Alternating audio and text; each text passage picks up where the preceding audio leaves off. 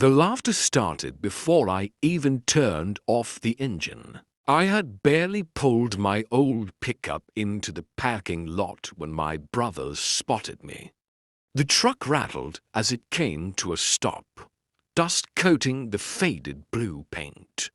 Around me, luxury SUVs and shiny new trucks gleamed under the afternoon sun. Then came the jokes. Well, look who finally made it. Dad would have loved that piece of junk. My oldest brother, Kevin, leaned against his brand new truck and shook his head. You drove 300 miles in that thing. A few relatives laughed. Others looked away, embarrassed for me. I just smiled and stepped out.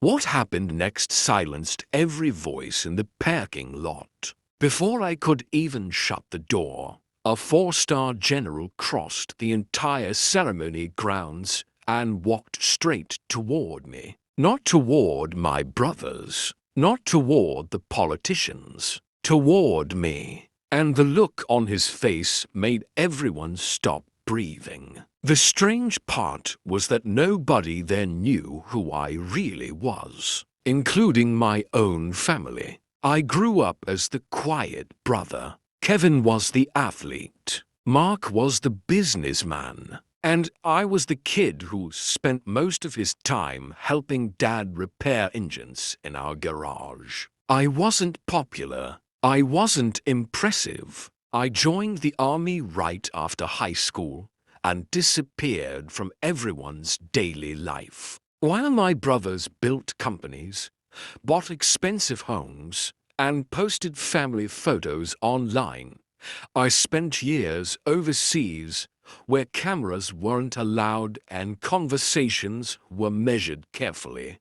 Eventually, people stopped asking what I did. And honestly, I preferred it that way. The gathering that day was for the dedication of a veterans memorial in our hometown. Our father's name was being added to a wall honoring local service members. He had served in Vietnam and passed away 2 years earlier. For once, the entire family had come together, at least physically. Emotionally was another story. Kevin glanced at my truck again. You know, if you'd called me, I could have loaned you something decent. More laughter. I shrugged. It gets me where I need to go. Yeah, Mark said, at about 30 miles an hour. Another round of chuckles. I wasn't angry. I was used to it. People judge what they can see. And what they saw was a middle-aged man in worn jeans driving an old pickup. They didn't see the scars hidden beneath my sleeves. They didn't see the memories that still woke me up at 3 in the morning. And they definitely didn't know why I had turned down promotions that would have made me wealthy. Then I noticed something unusual. Near the stage, several senior military officers had suddenly started whispering. One of them pointed in my direction. A second officer turned sharply. A third froze completely. My stomach tightened. I knew that look. Something was happening. The general appeared seconds later. Tall, gray-haired, perfect posture. The kind of man who carried authority without speaking. The crowd parted as he walked straight toward me. Kevin stopped smiling. Mark looked confused. The general reached me and stood silently for a moment. Then he raised his hand. Not for a handshake, for a salute. A full military salute. In front of hundreds of people. My brothers looked like they'd been struck by lightning. I returned the salute. The general lowered his hand slowly. "Colonel Hayes," he said. The title hit the crowd like a shock wave. My family stared. Someone dropped a water bottle. Kevin blinked. "Colonel," the general smiled. "Good to see you again, sir." "Sir," A 4-star general was calling me sir. Suddenly nobody was laughing anymore. But the real surprise hadn't happened yet. The general invited me to sit beside him during the ceremony. I tried refusing. He insisted. As we walked toward the stage, I could feel hundreds of eyes following us. My brothers looked completely lost, and honestly, I couldn't blame them, because the truth was complicated. Years earlier, I had commanded a special operations task force during a mission that officially never happened. Most records remained classified. Most names were never released. What the public knew and what actually happened were two different stories. The mission lasted 9 days. Only 4 of us came home. I still remembered every face, every voice, every promise, especially Daniel. Daniel was 24 years old,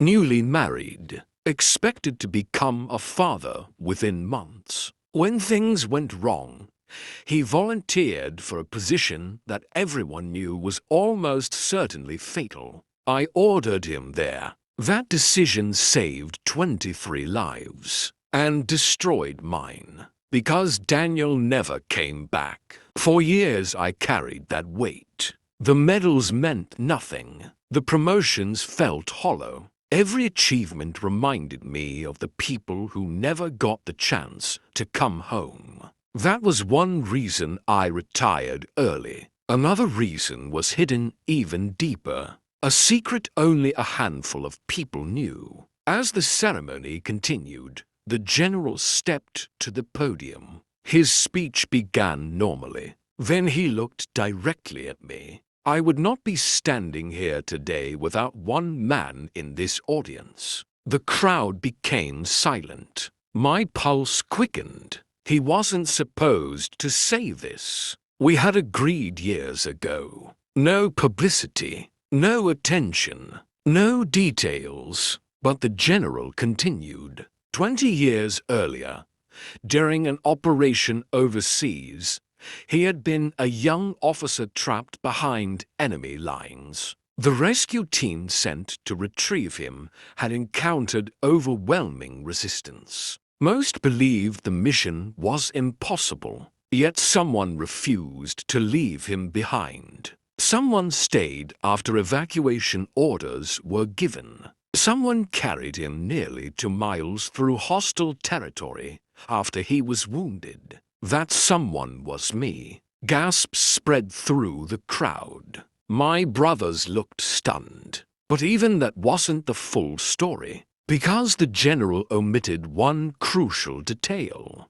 The reason I stayed behind wasn't bravery. It was guilt. The ambush had happened because I ignored a warning. A warning given by Daniel, the same Daniel who later sacrificed himself. The mission that made me a hero was partly the result of my own mistake. I've lived with that truth every day since. The applause erupted around me, but I barely heard it. My mind was somewhere else, back in the desert, back with voices I'd never forget.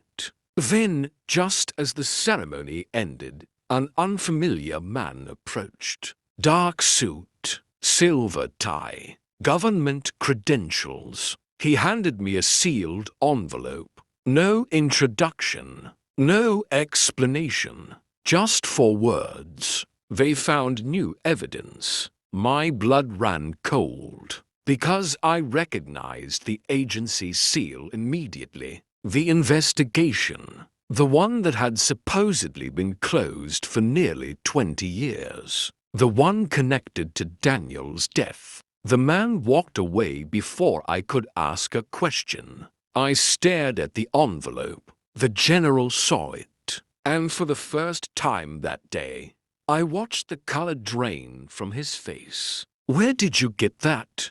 he whispered. I looked up.